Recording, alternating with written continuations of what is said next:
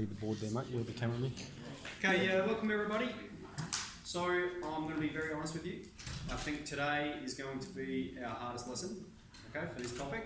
So that means you need to ultimately concentrate, channel your ultimate concentration. So we're just going to leap straight into it, okay, because I think the process is pretty intuitive. It's just there's lots of steps involved.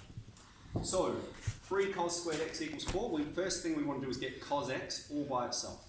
Okay, so I'm going to divide both sides by 3, or excuse me, 4 cos squared x equals 3. That's going to be better. We're going to divide both sides by 4, and so we'll get cos squared x is 3 on top of 4. Then we will square root both sides to get rid of this squared. And so what we're going to have is cos of x equals the square root of 3 on 4. We know we can simplify that to be root 3 on top of root 4. Okay, which simplifies to be plus or minus root 3 on 2. Okay, the square root of 4 is 2. So that means we're looking around the unit circle. So pull your unit circle out here. And I'll line up on the screen. The green, ring off the screen.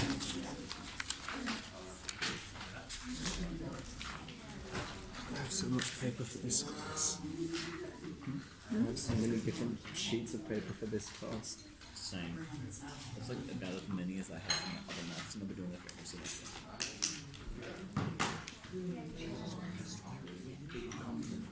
And so what we're doing, okay, we remember x, cos is the x coordinate, and so you're looking around your circle for where cos, or the x coordinate, is positive root 3 on 2 or negative root 3 on 2. So what is the first angle that it corresponds with? 150. No. 209. Pi on 6. Okay, we need to answer in radians because the question gives our boundary in radians. And the first angle is pi on 6. Okay, everyone have a look at pi on 6 and you see the x coordinate there is root 3 on 2. I need you to be able to do that, to look at your unit circle, see exactly what I'm talking about. Okay, so then the next one that corresponds with root 3 on 2 is going to be directly across from it. Okay, we can see we've got negative root 3 on 2 at 5 pi on 6. Okay, so that's our second angle. Our third angle, so I'm just going around counterclockwise, we've got 7 pi on 6, and our last angle, 11 pi on 6. Okay, that's okay, but we're not finished, okay? Because we need to look at this boundary, and I want to stress this boundary to you. What we've got is, if we think about the unit circle, we're starting here and we're moving around once, okay? And that's generated all of these solutions, all right? But that would be from 0 to 2 pi, whereas the boundary we've got here is from 0 to 4 pi, which means we need to go around the circle again. Now we don't need to look up the answers because they're going to be the same answers, all right? Only each one is going to have an extra revolution added to it. Okay, so for instance, our first answer was pi on 6, okay? But as we're going around the circle another time, we're just going to add 2 pi to it, okay? Which means other answers are going to be pi on 6 plus 2 pi, 5 pi on 6 plus 2 pi. We've got 7 pi on 6 plus 2 pi and 11 pi on 6 plus 2 pi. Okay. And then we need to simplify those. All right. So what we need to do to simplify these ones, we've listed all of our answers here. There's 8 answers to this problem. Okay, 8 answers. So we've listed the first 4, they're fine. These next 4 we're going to need to simplify. We need to write them in simplest form. So what we need to do then is we need to make sure this and this have the same denominator. Here we have a denominator of 6. So 2 pi, if we want it to have a denominator of 6, we're going to express that as 12 pi on top of 6. Okay, 12 pi divided by 6 will give us 2 pi. And then we can add these together. We've got pi on 6 plus 12 pi on 6. That's going to be 13 pi on top of 6. All right. 5 pi on 6 plus 12 pi on 6. We've got 17. 7 pi on 6 plus 12 pi on 6 will be 19 pi on 6. And here, 11 pi on 6 plus 12 pi on 6 will be 23 pi on top of 6.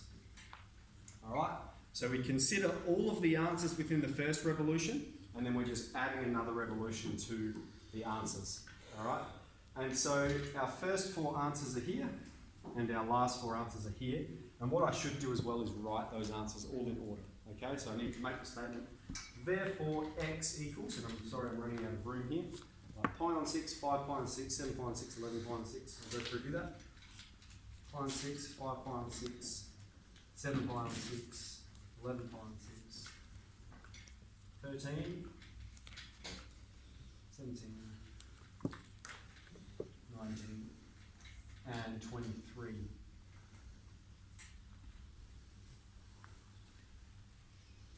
Okay, so a little bit involved in that process. First we have to isolate cos x, get it by itself. Then we find the angles within the first revolution that correspond with it. And then we have to consider the boundary. Okay. Any questions about that one? So we'll move on to B, and I'm sorry, I've written this one wrong as well. That should be 1 take root 2 sine x. Alright, so if we're going to get this by itself, we want sine x by itself, so we're going to subtract 1 from both sides. And so we'll have minus root 2 sine x equals minus 1. And then we will divide both sides by root 2, by negative root 2. So we're going to have sine x is minus 1 on minus root 2. Those two negatives are going to cancel for us, so we've just got 1 on top of root 2. And this is our boundary here. Now, a while ago, I said to you, you need to know this, that 1 on root 2 is equal to root 2 on top of 2. Alright, that those two things are equal. So if you're looking on your unit circle, you may have it written like this, or you may have it written like this. Okay, so just be aware they're equal. So let's look at our unit circle, and we're finding the values. Remember, sine is the y coordinate. So we're going to find the values where the y coordinate is positive 1 on root 2.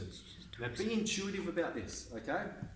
Sine is y, and we've got positive 1 on root 2, which means we're talking about positive values of y, which means it's going to be in these two quadrants. Okay? So let's have a look. Pi on 4, and... my screen's just gone. 3 on 4 pi, thank you. So if we're solving this, we'll get x is pi on 4. So if you're not sure where I've extracted that from, have a look at your unit circle, look at pi on 4, and you'll see that the y coordinate is root 2 on 2.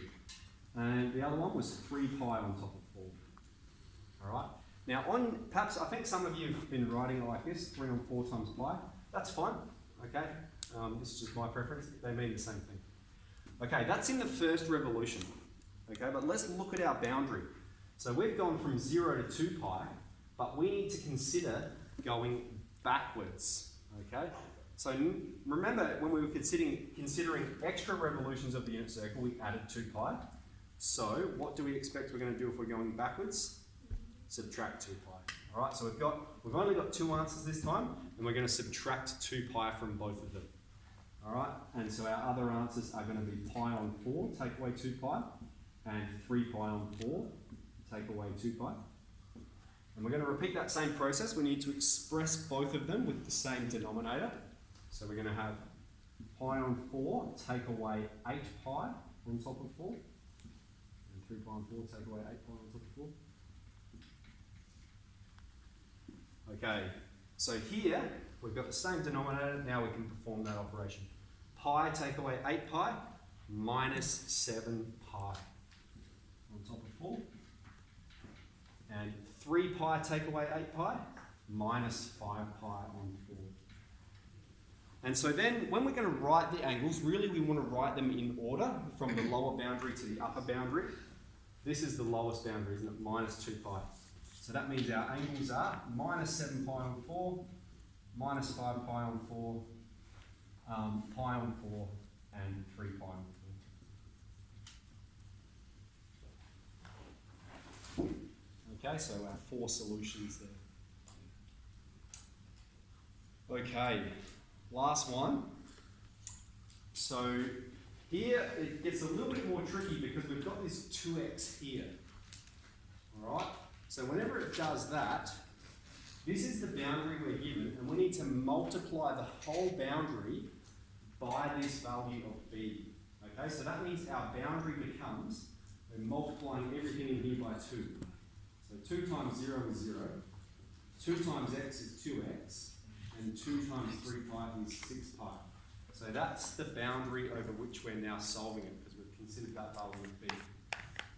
And so this one's already solved. We've isolated cos of 2x by itself. And so we're just going to look at our unit circle and go, where is the cos value equal to positive half?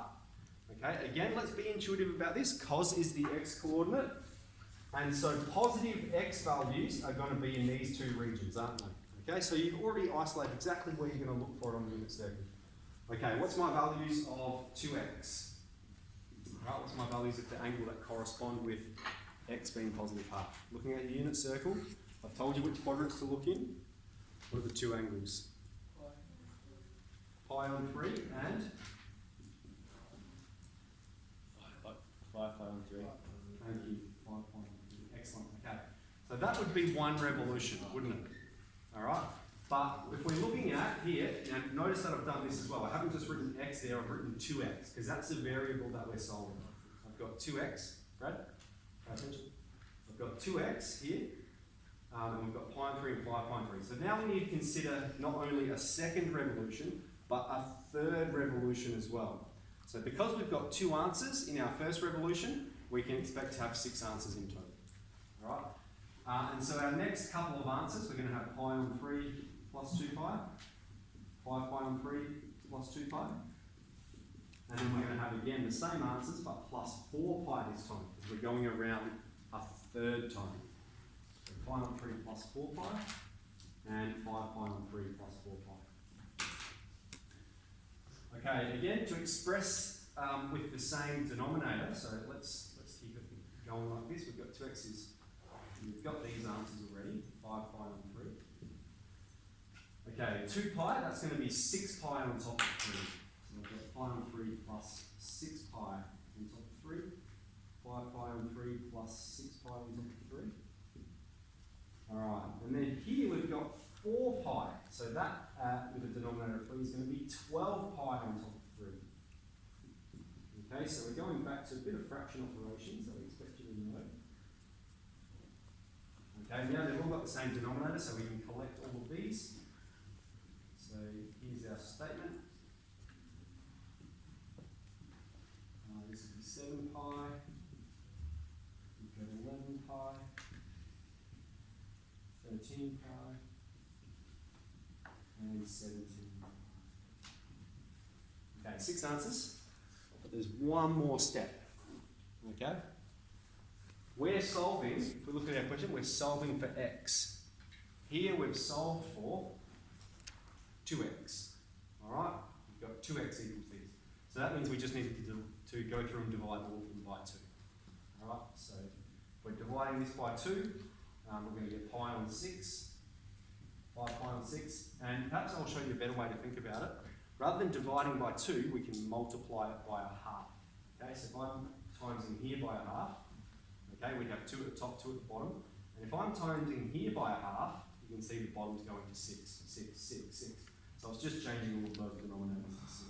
7 pi, 6, 11 pi, 6. Alright, and there's our 6 answers. Okay, so quite a long process, okay, those fraction operations. Yeah, and so I think just be aware with some of them, if they give you this little 2x here, make sure we consider the boundary. Yeah, any questions? No, so let's get into it. So this is... who's got their work booklet here? I left mine in the classroom. Oh, there you go. Thank you. Let's have a look. 22 Yes, looks right. 22 and 23. So that's